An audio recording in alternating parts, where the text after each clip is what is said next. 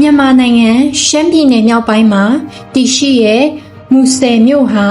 မြန်မာနိုင်ငံရဲ့အရေးကြီးဆုံးနယ်စပ်မြို့တွေထဲက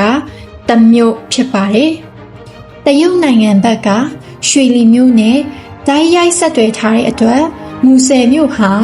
မြန်မာတရုတ်နယ်စပ်ကုန်သွယ်ရေးရဲ့အဓိကဗဟိုချက်တစ်ခုဖြစ်လာပါတယ်။နေ့စဉ်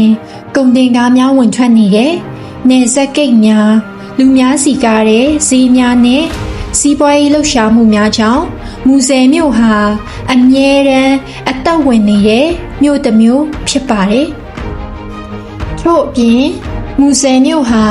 ယဉ်ကျေးမှုမျိုးစုံပေါင်းစည်းနေတဲ့မြို့တစ်မြို့လည်းဖြစ်ပါတယ်။ရှမ်း၊ကချင်၊တရုတ်နဲ့အခြားလူမျိုးများဟာဒီမြို့မှာအတူတကွနေထိုင်ကြပြီးယဉ်ကျေးမှုများပေါင်းစည်းနေတဲ့ထူးခြားတဲ့လက္ခဏာကိုမြင်တွေ့နိုင်ပါတယ်။လှပတဲ့တောင်တန်းများစီကားတဲ့လမ်းမများနဲ့နယ်စပ်မြို့ရဲ့ထူးခြားတဲ့လှုပ်ရှားမှုတွေကြောင့်မူဆယ်မြို့ဟာလဲပတ်ချင်စရာကောင်းတဲ့နေရာတစ်ခုဖြစ်ပါတယ်။မြန်မာနိုင်ငံရဲ့မြောက်ပိုင်းနယ်စပ်မှာတရုတ်နိုင်ငံနဲ့စီးပွားရေးနဲ့ယဉ်ကျေးမှုတွေကိုချိတ်ဆက်ပေးနေတဲ့နယ်စပ်မြို့တစ်မြို့ဖြစ်ပြီးစီးပွားရေးယဉ်ကျေးမှုလူမျိုးစုံတို့စုံတွေ့နေတဲ့